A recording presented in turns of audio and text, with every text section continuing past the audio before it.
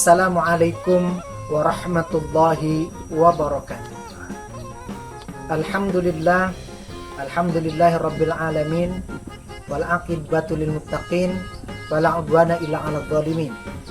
Asyhadu an la ilaha illallah wahdahu la syarikalah, wa asyhadu anna sayyidana Muhammadan abduhu wa rasulullah nabiyana. Allahumma shalli ala sayyidina Muhammad wa ala alihi wa sahbihi ajma'in, amma ba'd.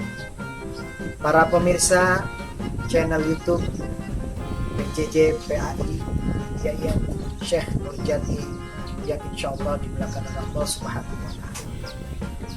Puji dan syukur kita panjatkan kepada Allah Subhanahu wa taala atas berkat limpahan rahmat, taufik, hidayah dan maunah, sehingga kita bisa melaksanakan ibadah di bulan suci Ramadan pada tahun ini karena Allah Subhanahu wa taala. Nikmat yang tak terhingga yang Allah berikan kepada kita, nikmat sehat badan, nikmat panjang umur, nikmat rezeki yang banyak. Harus kita syukuri semuanya agar kita mendapatkan barokah dari Allah Subhanahu wa taala. Kalau kita kufur akan nikmat itu, maka azab Allah sangatlah pedih. A'udzu billahi minasyaitonir rajim. Bismillahirrahmanirrahim. Fa idz ta'adzana rabbukum la in syakartum la azidannakum wa la in kafartum inna adzabi lasyadid. Ketahuilah bahwa jika Allah Subhanahu wa taala memaklumkan kepada kita, maka barang siapa yang bersyukur atas nikmat Allah, Allah akan tambah nikmat tersebut. Tapi hadirin sekalian, kalau kita kufur akan nikmat Allah, maka azab Allah akan menimpa kita. Berapa banyak orang-orang terdahulu yang mendapatkan azab dari Allah Subhanahu wa taala karena kekufuran mereka. Untuk itu marilah kita selalu bersyukur kepada Allah atas anugerah yang Allah berikan kepada kita. Salawat dan salam semoga selalu terlimpah curahkan kepada junjungan kita Nabi besar Muhammad sallallahu alaihi wasallam, sang revolusioner akbar, sang pendobrak kebatilan yang telah membawa kita umatnya dari zaman kegelapan hingga zaman terang benderang seperti sekarang. Para pemirsa yang dirahmati Allah Subhanahu wa taala, kami perwakilan dari kelas A25 PJJ PAI Syekh Nurjati Cirebon memohon izin dalam kesempatan ini ingin menyampaikan kultum dengan tema apakah guru ngaji mendapatkan hak dalam zakat. Jamaah yang dirahmati oleh Allah Subhanahu wa taala, kita ketahui bersama bulan Ramadan adalah bulan yang penuh dengan barokah, bulan berbagi bagi sesama kita. Di dalam bulan Ramadan ada kewajiban kita untuk berzakat, yaitu menunaikan zakat fitrah, yang kebanyakan oleh orang-orang mengeluarkan zakat harta juga pada bulan Ramadan. Lalu zakat tersebut kenapa harus kita keluarkan? Zakat menurut bahasa berarti mensucikan. Artinya zakat adalah mensucikan harta yang kita miliki. Kalau zakat fitrah itu ada pada hereditas kita, faktor kelahiran kita, menjadikan kita kembali kepada fitrah, asal mula kejadian manusia. Zakat terbagi menjadi dua, zakat harta atau zakat mal dengan zakat fitrah. Zakat fitrah hanya dilakukan pada saat bulan Ramadan. Tapi zakat harta ketika Allah memaklumkan kepada kita, ketika Allah memberikan kelebihan kepada kita tentang harta kita yang sudah mencapai nisab, maka kewajiban kita untuk mengeluarkan zakat. Para pemirsa yang dirahmati oleh Allah Subhanahu wa taala, ada 8 golongan orang-orang yang menerima zakat, tertuang di dalam Quran surah At-Taubah ayat 60. Allah Subhanahu wa taala berfirman, Innamas shadaqatu lil fuqara'i wal masakini wal 'amilina 'alaiha wal mu'allafati qulubuhum wa fir riqabi wal gharimina wa fi sabilillahi wa ibnis sabil fariidatan minallah wallahu alimun hakim. ada 8 golongan orang-orang yang menerima atau mustahik zakat. Yang pertama adalah orang fakir. Orang fakir adalah orang yang tidak memiliki harta benda, yang dengan harta benda tersebut, yang mana tidak memiliki harta benda tersebut. Artinya hari ini dia makan, pagi ini dia makan, belum tentu siang, sore, malam, dan besok dia makan. Dia tidak punya usaha, dia tidak punya ma'isyah. Ini orang fakir, ini yang mendapatkan zakat. Kemudian yang kedua, orang miskin. Orang miskin adalah orang yang punya usaha, namun usaha yang dilakukan hanya usaha yang kecil saja, yang untuk memenuhi kebutuhan harinya saja belum tentu cukup.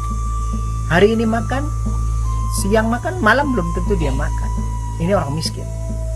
Kemudian yang ketiga, wal mu'allafah qulubuhum. Wal mu'allafah qulubuhum artinya orang yang baru masuk Islam. Orang tersebut masih lemah imannya dan perlu disokong, perlu diberi bantuan ekonomi berupa pembagian zakat.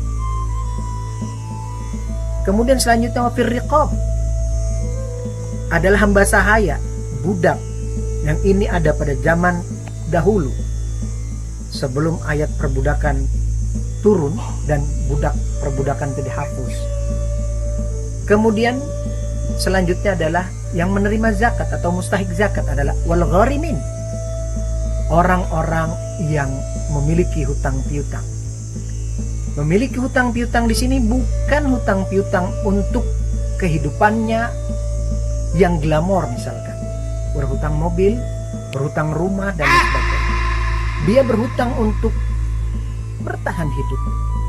Dia berhutang untuk hal-hal kebaikan atau untuk keagamanya, untuk berjuang dalam beragama. Dia berhutang. Ini adalah orang gharimin, orang-orang yang memiliki hutang untuk tersebut. Dia berhak mendapatkan pembagian zakat. Kemudian selanjutnya fisabilillah, orang yang berjuang di jalan Allah. Orang yang berjuang di jalan Allah banyak sekali. Para guru-guru ngaji, para pejuang-pejuang di jalan Allah, mensiarkan agama, para da'i, para ustadz, asatidat, ini mendapatkan yang namanya pembagian zakat fitrah atau zakat mal. Selanjutnya Ibnu Sabil. Yang terakhir adalah yang ke-8, Ibnu Sabil. Ibnu Sabil adalah orang yang di dalam perjalanannya dia kehabisan ongkos. Dan perjalanannya bukan untuk maksiat kepada Allah Subhanahu wa taala. Dia kehabisan ongkos dan dia berhak mendapatkan yang namanya pembagian zakat tersebut. Hadirin yang dirahmati Allah. Lalu pertanyaannya sekarang, tema yang kita bahas, apakah guru ngaji mendapatkan atau bisa mendapatkan zakat fitrah, pembagian zakat fitrah atau zakat mal? Pertanyaan tersebut kita jawab, kalau guru ngaji masuk di 8 kategori tersebut. Apakah guru ngaji miskin? Ataukah guru ngaji tersebut orang yang fakir? Atau apakah guru ngaji itu orang yang fisabilillah? Yang jelas guru ngaji itu pasti akan masuk dalam kategori fisabilillah. Alhamdulillah, kalau guru ngaji insya Allah tidak akan pernah yang namanya ditinggalkan oleh Allah Subhanahu wa taala. Karena apa? Karena dia bisa billah. In tansurullah yansurkum wa yutsabbit aqdamakum. Barang siapa yang menolong agama Allah, maka dia akan ditolong Allah Subhanahu wa taala. Insyaallah tidak ada guru ngaji yang miskin, karena hidupnya insyaallah dijamin langsung oleh Allah Subhanahu wa taala. Hadirin hadirat, para pemirsa yang insyaallah dimuliakan oleh Allah Subhanahu wa taala. Zakat fitrah, zakat mal wajib kita keluarkan, karena di dalam zakat untuk kita bisa merasakan bagaimana orang-orang miskin hidup, orang-orang fakir hidup, orang-orang yang mendapatkan zakat, mustahik zakat tadi hidup. Kita memperhatikan mereka, menumbuh kembangkan sifat sosial kepada mereka yang berhak menerima zakat. Maka jangan pernah kita untuk pelit mengeluarkan zakat. Anak Arab pulang ke Arab, sampai di Arab membeli benang. Siang berzakat, malam berzakat. Yang berzakat adalah orang Islam. Insya Allah dicintai oleh Allah Subhanahu wa taala. Hadirin hadirat, para pemirsa yang dirahmati oleh Allah Subhanahu wa taala. Tidak ada kata terlambat dalam melakukan hal kebaikan. Zakat akan membersihkan hati dan jiwa kita. Zakat akan membersihkan harta yang kita miliki. Sejatinya yang kita berikan kepada orang-orang yang berhak, itulah rezeki kita yang akan kita nikmati kelak di hari kiamat. Harta yang kita serahkan kepada mereka itulah yang akan menolong kita, memberikan syafaat kepada kita di hadapan Allah Subhanahu wa taala.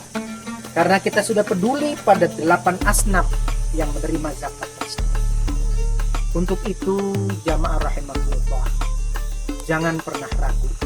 Karena pada hari kiamat nanti tidak akan bergerak 2 kaki kita sebelum ditanya 4 hal oleh Allah Subhanahu wa taala. Yang salah satunya adalah an-malin, dari harta, min aina iktasaba, dari mana kita dapatkan harta itu, wa ma tunfiquhu, dan untuk apa kita nafkahkan harta kita yang kita miliki. Semoga Allah Subhanahu wa taala memberikan kepada kita kesehatan lahir dan batin, agar kita mampu berjuang di jalan Allah untuk menerapkan pada diri kita kebaikan-kebaikan yang diajarkan oleh Rasulullah SAW, yaitu mengeluarkan zakat dan menyerahkannya kepada orang-orang yang berhak. Akhirnya saya undur diri. Kami dari kelas A25 mengucapkan selamat menunaikan ibadah puasa. Semoga amalan-amalan kita di dalam berpuasa ini pada akhirnya berakhir puasa kita mendapatkan predikat takwa di sisi Allah Subhanahu wa taala. La godir jarli syai'un bur'un wala bur'un lima jaru al-lisan. Kalau pedang lukai tubuh, pastilah ada harapan sembuh. Tapi kalau lidah lukai hati, kemana obat hendak dicari. Hadanallahu wa iyyakum ajma'in. Wa akhiru da'wani alhamdulillahi rabbil alamin. Wassalamualaikum warahmatullahi wabarakatuh.